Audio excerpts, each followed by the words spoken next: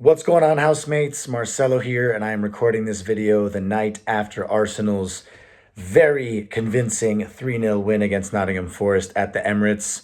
It was so good to see the boys back at the Emirates. It had been what feels like forever since we last played a home game, and I was fortunate enough to attend the game. It had been a while since I'd last been at the Emirates, about 3 months, so great to be back there. And yeah, it was a really needed victory for a number of reasons, and we'll get into all of that.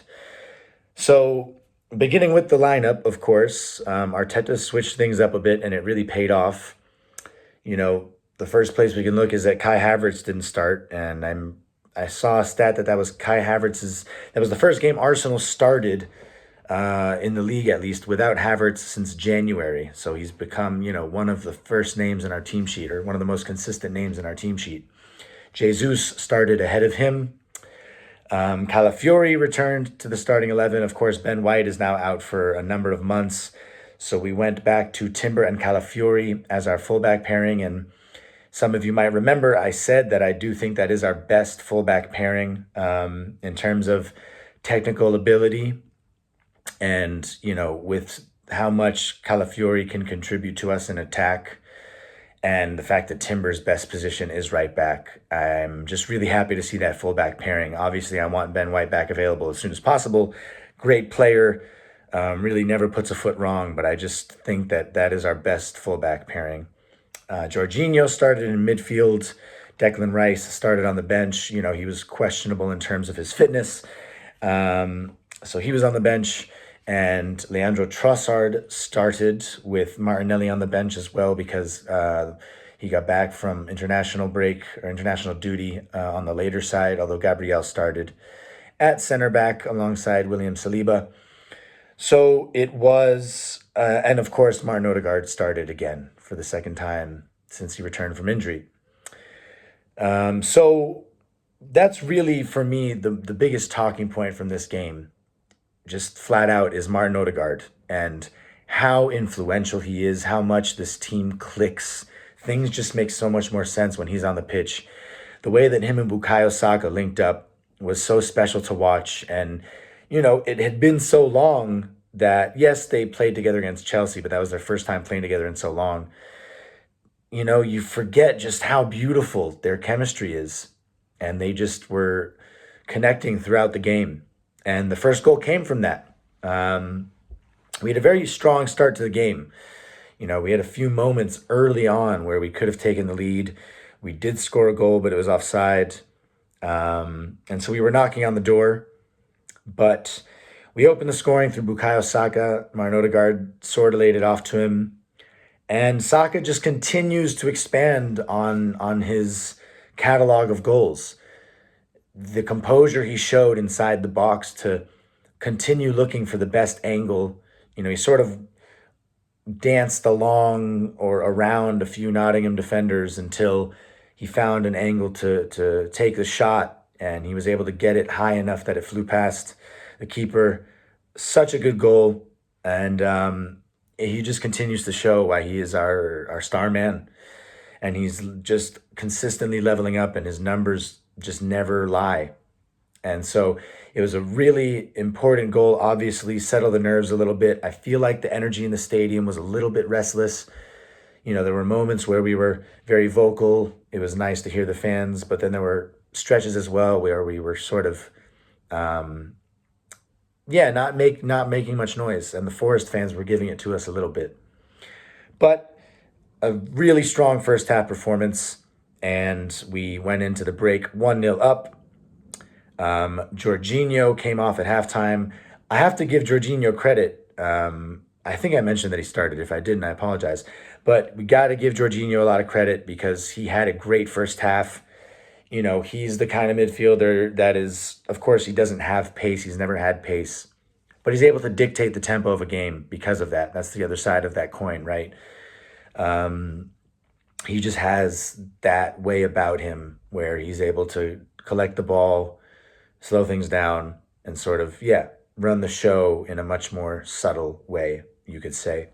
Came off at half because of a yellow card, I would imagine, at least in part Partey replaces him, and it takes Partey only 7 minutes or so to double our lead. Bukayo Saka gets another assist, although, of course, it'll be among his easier assists that he's provided in his career.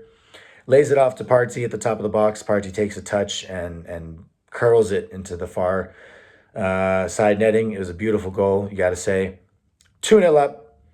And again, really, Forest did so little to threaten us. They had one moment where I think they would have scored had, I forget who shot it, but had Chris Wood not been in the way, I don't think David Raya was going to save that shot. So we got a little fortunate not to have a more stressful second half when, we were up 2-0.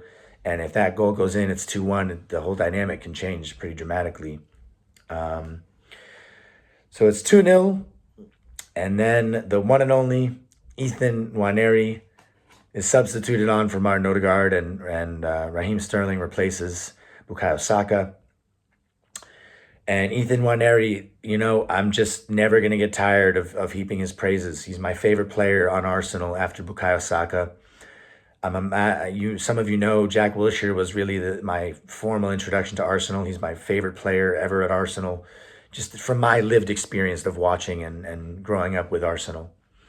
And Ethan Nwaneri is really feels like the new era Jack Wilshere, but even more silky, arguably. We can't forget how good Jack Wilshere was as a kid, right? Just coming out of the academy, obviously the Barcelona game, but even before then. But Nwaneri, man, he's just so smooth.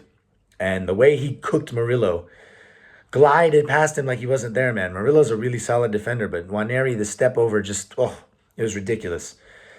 So he only needed 4 minutes to score his first Premier League goal, Nwaneri. Credit to Raheem Sterling, who got the assist. But it was really all about the finish. Nwaneri, he just has it in him, man. He's built for this. First time finish into the near post. Keeper has no chance. He's just such a natural goal scorer, man. He makes it look so easy. And I have to say, I do wonder, maybe Nwaneri should have been pushed into the scene a little bit, into the mix while Odegaard was out. But at the same time, you have to give Arteta massive credit for easing him in the way he has, because he's still only 17. Between the physicality of first-team football and the pressure, the expectations that come with it, especially at his age, Arteta's done brilliantly to shield him from that pressure. And so I can't really fault Arteta in that sense, but he looks like he's ready. And we know that his mentality is elite based on what everyone has said about him, based on how he carries himself, just the way that Nwaneri looks, and he's so calm. And, obviously you don't want to read into it too much, but even the way he goes about posting on social media, he's such a nonchalant figure. And so, all we have is the present. We can't look back too much and think, what coulda, woulda, shoulda. But we are here now. And I'm just happy that Nwaneri got in, because a worry that I had and a lot of Arsenal fans had was, well, if Nwaneri was barely going to play while Odegaard was out, when is he ever going to play now that Odegaard's back? But, he got in. He got about 15-ish minutes and stoppage time. And he made his mark. And he put the game to bed at 3-0. So, all around a perfect day, really. Our 2 academy graduates score. We kept a clean sheet, which is so massive. And, we have to remember, Forest is not some little team, right? They've had an excellent start to the season. They've exceeded expectations up until now. And so they're not to be, overlooked. They beat Liverpool at Anfield. They've had some really solid results so far this season. And we played them off the pitch. I think it was some of the best football we've played all season. And, it was a reminder of what this team can do when we're at full capacity. When we have Calafiori starting with Odegaard, we have that creativity that we failed to see for quite a long time. And I hope it starts to make more sense to people why we weren't seeing that for as long as we were. So a lot of positives to take away from that game, really.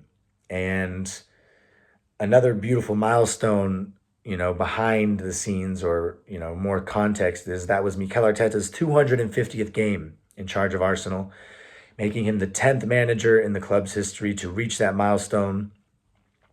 He has the most wins of any manager in Arsenal after 250 games, and he currently has the best winning percentage of any Arsenal manager in history. And all of that is in his first job ever in charge of a club. So I hope that we can take a moment to appreciate how special of a manager he is. And of course, he still has to deliver now in the next 2 seasons. I think he has to win something. But you can see how special of a manager he is. The numbers really don't lie. I think he's the fifth fastest manager ever to reach 100 Premier League wins.